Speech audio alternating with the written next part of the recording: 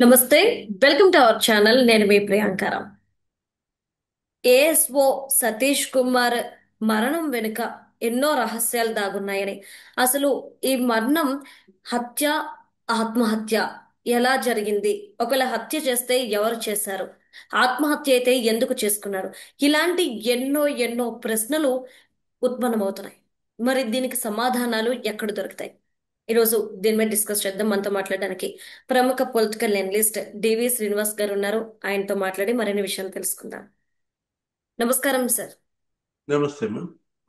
Sir, Satish Kumar మరణం వెనుక కొన్ని అనుమానాలు ఉన్నాయి. అంటే ఆయన్ని హత్య చేశారు అని కొంతమంది అంటున్నారు. ఒక వార్తా పత్రికలో కూడా తల వెనుక బలమైన గాయం ఉంది, ఎవరో ఒక వస్తువుతో కొట్టారు అని చెప్పేసి రాసుకొచ్చారు. అంటే ఈయన రైల్వే స్టేషన్ నుండి, గుంతకల్లు రైల్వే స్టేషన్ నుండి ఈయన్ని ఎవరైనా ఫాలో అయ్యారా? అసలు ఈయన్ని ఎవరు కలిశారు? ఈయన చనిపోతున్నట్టు ఆయనకి ముందే తెలుసా? ఎందుకు అంటే ట్రైన్ ఎక్కిన 1 అవర్ లోపే ఈ ఇన్సిడెంట్ చోటు చేసుకుంది కాబట్టి అసలు ఏం జరుగుంటుంది అంటారు ఈ ట్రైన్ లో? సతీష్ కుమార్ చనిపోతే ఎవరికి లాభం? అవును. సతీష్ కుమార్ని చంపితే ఎవరికి లబ్ధి? ఇప్పుడు ఇవాళ ఆ దిశగా దర్యాప్తు ఏంటి? ఇప్పుడు మనం చూసినట్లయితే అతను రైలు ఎక్కిన గంటలోనే జరిగింది ఇన్సిడెంట్. అవును. అంటే స్టేషన్లోనే అతను ఫాలో అయ్యారా? ఉమ్. రైల్లో అతనితో పాటు హంతకులు కూడా ప్రయాణించారా? ఉమ్. దీని వెనకేదో సుపారీ వినపడతారు. ఏది? వివేకానంద రెడ్డి హత్య కేసు అప్పట్లో దాని వెనక సుపారీ వినపడింది. ఉమ్. 40 కోట్లనో ఏదో అన్నారు అప్పట్లో.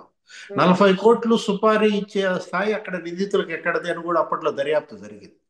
ఉమ్. దానిలో డబ్బు కూడా పట్టుబడింది, ఆయుధం కూడా పట్టుకున్నారు అక్కడ. ఏది? వివేక హత్య కేసులో అక్కడ ఉమ్. కూడా ఇదే. ఏంటి?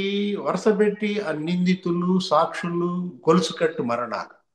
ఉమ్. పరిటాల రవి హత్య అదే, వివేక హత్య అదే, ఇప్పుడు ఈ పరకామణి కేసు కనపడతా. ఉమ్. అంటే పరకామణి చోరీ కేసు ఇవాళ అతను నిజంగా ఆత్మహత్య చేసుకునేవాడైతే ఉమ్. ఎప్పుడు చేసుకునేవాడు? మొదట్లోనే చేసుకునేవాడు. అవును. మొదటిసారి దర్యాప్తుకి అతన్ని పిలిపించినప్పుడే అప్పుడు చేసుకోవాలి. అవును. ఇప్పుడు 6వ తారీఖు మొదటిసారి వచ్చాడు అతను, ఇప్పుడు రెండోసారి బయలుదేరాడు. ఈ వారం రోజులు ఎందుకని అతను చేసుకోలేదు? ఆ ఆత్మహత్య చేసుకునేవాడు అసలు విచారణకు వస్తాడా? రాడు. విచారణకు వస్తున్నాడు అంటే అర్థం ఏంటి? అతను నిజాలు చెప్పడానికే వస్తున్నాడు. ఉమ్. ఆల్రెడీ కన్ఫెషన్ స్టేట్మెంట్ ఇచ్చాడు. 6వ తారీఖే కొన్ని నిజాలు బయట పెట్టాడు. మళ్ళా రెండోసారి రావాలని పిలిచారు. ఆ ఉమ్. వచ్చే వాడిని లేపేశారంటేనే అర్థమవుతుంది కదా దీని వెనక ఉమ్. ఎవరి కష్టం ఉందో. ఇప్పుడు అంటే దీన్ని సార్. ఆత్మహత్యగా ఉమ్. చిత్రించాలని ఎందుకు చూస్తున్నారు? ఆ రోజు వివేకానంద రెడ్డిని కిరాతకంగా నరికి చంపితే గుండెపోటు అన్నారు. ఉమ్. అరే, ఒంటి మీద 7 గొడ్డలి దెబ్బలు ఉన్నాయి, తల ఉమ్. పగిలింది. అది వీళ్ళ కంటికి గుండెపోటుకి ఎలా కనపడిందమ్మా? ఇప్పుడు ఇంకా నయ్యం. ఇప్పుడు ఈ డెడ్ బాడీ దగ్గరికి వెళ్ళారా వెళ్ళలేదా ఈ బ్యాచ్? వెళ్తే అక్కడ కూడా ఇంకా ఆధారాలు చెరిపేసేవాళ్ళ?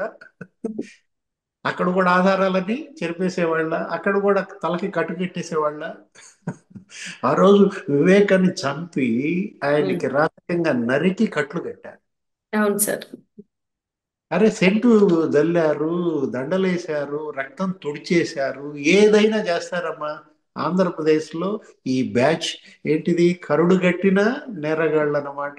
చంపుతారు, ఆధారాలని మరి రూపుమాపుతారు, హత్యని గుండెపోటు అంటారు, ఉమ్. హత్యని ఆత్మహత్య అంటారు. ఇప్పుడు సార్. మొట్టమొదటిసారి సతీష్ ఉమ్. కుమార్ హత్యని ఆత్మహత్య అని చెప్పింది ఎవరు? నాకు అతని మీద అనుమానం ఉంది అసలు. అంటే మరొక చిన్న ప్రశ్న ఏంటంటే సార్, ఈ ఇన్సిడెంట్ చోటు చేసుకున్న వెంటనే, అంటే ఈయన చనిపోయారని తెలిసిన వెంటనే వైసీపీ సోషల్ మీడియాలో ఒక పోస్ట్ పెట్టారు.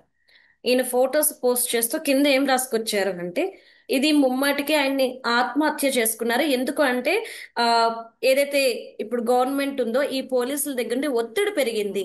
ఎందుకు ఒత్తిడి పెరిగింది అంటే, మాజీ టీటీడీ చైర్మన్ కరుణాకర్ రెడ్డి పేరు చెప్పండి అని చెప్పేసి ఒత్తిడి చేయడం వల్ల ఆ ఒత్తిడిని తట్టుకోలేక ఈయన చనిపోయాడు అని చెప్పేసి వైసీపీ వాళ్ళు రాసుకొచ్చారు సార్. ఇక్కడ నా క్వశ్చన్ ఏంటి అంటే ఈ క్షణం వరకు ఈ కేసుకి సంబంధించి పరకామణి కేసుకి సంబంధించి కేవలం ధర్మారెడ్డి, వైవి సుబ్బారెడ్డి ఈ రెండు పేర్లు మాత్రమే విన్నాము. తర్వాత ఎవరైతే దొంగ ఉన్నారో ఆయన, తర్వాత కేసు పెట్టిన సాక్షి సతీష్ గారు. మరి ఈ పేర్లు కాకుండా కొత్తగా కరుణాకర్ రెడ్డి పేరుని తెర మీదకి తీసుకొచ్చింది కూడా ఈ వైసీపీ వాళ్ళే. అంటే వీళ్ళకి తెలుసా నెక్స్ట్ ఇప్పుడు ఈయన గనక ఎంక్వైరీకి వెళ్తే నెక్స్ట్ కరుణాకర్ రెడ్డి పేరు చెప్తాడన్న కన్ఫర్మేషన్ తోనే ఈ విధంగా చేశారా? అంటే దొంగను కూడా వీళ్ళే పట్టిస్తున్నారా? మొదటిసారి వచ్చినప్పుడు చెప్పలేదా? ఏమో సార్, అదే డౌట్ ఆరో వచ్చింది నాకు. తారీఖు ఆరో తారీఖు వచ్చినప్పుడే భూమన కరుణాకర్ రెడ్డి పేరు చెప్పాడా? ఆ కక్షతోనే ఇన్నాళ్ళు బెదిరించారా? మాట వినలేదు, మళ్ళా విచారణకు బయలుదేరాడు అని చెప్పి చంపేశారా? ఇప్పుడు అసలు భూమన కరుణాకర్ రెడ్డి పాత్ర ఏంటి ఇందులో? మరి ఆయన అసలు ఉన్నారా, పరారయ్యారా? హ్మ్. ఇప్పుడు ముందు అసలు అది చూడాలి. ఎందుకంటే ఇక్కడ 100 గొడ్లను తిన్న రాబందు ఒక గాలివానకి సరే. హ్మ్. దొంగ, నేరస్తుడు, తన్నెవరూ చూడలేదు, నన్నెవరూ కనిపెట్టలేరు అనుకుంటారు. కానీ ఎక్కడో చోట దొరికిపోతారు. అదే ఇవాళ మనం చూసాం. ఏది? ఆ వల్లభనేని వంశీ మరి టీడీపీ కార్యాలయం తగలబెట్టారు. హ్మ్. గన్నవరం టీడీపీ కార్యాలయం తగలబెట్టిన కేసులో అరెస్ట్ అవుతాడేమో అనుకున్నారు. హ్మ్. లేదు, నారా భువనేశ్వరి మేడం అని పిచ్చి మాటలు మాట్లాడారు. వ్యక్తిత్వ హననం, లోకేష్ను ఉద్దేశించి చాలా అసహ్యంగా మాట్లాడారు. ఆ అవును. కేసులు అరెస్ట్ అవుతారేమో అనుకున్నారు. లేకపోతే ఇంక చాలా కేసులు ఉన్నాయి ఆయన పైన. ఆ భూ కబ్జాల కేసులు, లేకపోతే మట్టి మాఫియా, గ్రావెల్ మాఫియా, వీటన్నిటిలో అరెస్ట్ కాని వంశీ ఎక్కడ హ్మ్. అరెస్ట్ అయ్యాడు? సత్యవర్ధన్ కిడ్నాప్. ఎస్. ఇప్పుడు అక్కడ కుర్రాడు, ఆ దళిత యువకుడు ఏంటి, ఆ సత్యవర్ధన్ని కిడ్నాప్ చేశారు. ఎవరతను? అతను హ్మ్. కూడా ఆ గన్నవరం పార్టీ కార్యాలయం తగలబెట్టిన కేసులో ఫిర్యాది. హ్మ్. ఫిర్యాదు చేసింది అతను అనమాట. మరి అతన్ని కిడ్నాప్ చేశారు. ఆ రోజు సీసీ కెమెరాల్లో నీకు వచ్చింది ఆ వీడియోలు కూడా. ఏంటి, వల్లభనేని వంశీ ఇంటికి అతను వెళ్ళడం, లిఫ్ట్ అవును. లో వంశీ అతను కలిసి ప్రయాణించడం. ఆ? హ్మ్. ఇప్పుడు అక్కడ అరెస్ట్ అయ్యాడు. అంటే మనం అంటోంది అదే. ఏది, మనం సత్యవర్ధన్ని కిడ్నాప్ చేస్తాడని కానీ అందులో అరెస్ట్ అవుతాడని కానీ ఎవరన్నా ఊహించారా? హుహు. ఇప్పుడు ఇది కూడా అదే. ఏది, ఇప్పుడు సుబ్బారెడ్డి కల్తీ నెయ్యి దాంట్లో అరెస్ట్ అవుతాడు అనుకున్నా. హ్మ్. వైవి సుబ్బారెడ్డి అలా చిన్నప్పన్నను కూడా పిలిపించారు. చిన్నప్పన్ అంటే గుర్తొచ్చింది ముందు అతని ప్రాణాలు కూడా మరి ముప్పు ఉందేమో చూడండి. ఇప్పుడు పిఏ చిన్నప్పన్న, సుబ్బారెడ్డి పిఏ, అతనికి హ్మ్. భద్రత కూడా కల్పించాలి ఈ ప్రభుత్వం. ఎందుకంటే 13 ఆస్తులు ఏమో గుర్తించారు అవును సార్. విశాఖపట్నంలో అతని పేరు మీద. అతని బ్యాంక్ బ్యాలెన్స్ ఎంత? 4,60,00,000 ఏమో తేలింది. అవును సార్. యాక్సిస్ బ్యాంకా? ఇప్పుడు చిన్నప్పన్న, లేకపోతే వైవి సుబ్బారెడ్డి, అక్కడ ఒకటి, ఈ ఇష్యూలో తిరుపతి బేస్గా ఎలా నేరగాళ్ళు పేటరైపోయారు. హ్మ్. అసలు ఒక క్రిమినల్స్ అడ్డాగా పుణ్యక్షేత్రం మారిందంటే ఎంత దురదృష్టం అమ్మా, ఎంత విషాదకరం. ఇప్పుడు ఇదే, ఏది, పరకామణి కేసు. హ్మ్. ఇప్పుడు ఆ రవికుమార్ కూడా భద్రత కల్పించాలి. హ్మ్. ఎందుకని? ఇప్పుడు అతనే ప్రధాన నిందితుడు. అతని ఆస్తులు ఇవాళ ఇచ్చారు, టీటీడీకి గిఫ్ట్ చేశారు. ఆ? హ్మ్. అంటే చూసావా వీళ్ళెంత క్లవర్ క్రిమినల్స్? అంటే క్లవర్ క్రిమినల్స్ అనొచ్చా?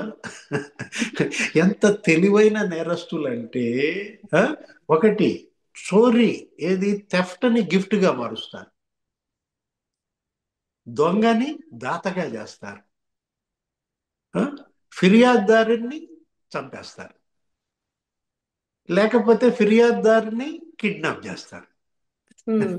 ఆ? ఇప్పుడు అక్కడ ఫిర్యాదుదారి ఎవరు? గన్నవరం టీడీపీ కార్యాలయం తగలబెట్టిన కేసులో సత్యవర్ధన్, వాడిని అవును. కిడ్నాప్ చేస్తారు. అవును. ఇక్కడ ఫిర్యాదుదారు ఎవరు? ఈ పరకామణి కేసులో ఈ సతీష్ కుమార్. హ్మ్. చంపేస్తారు.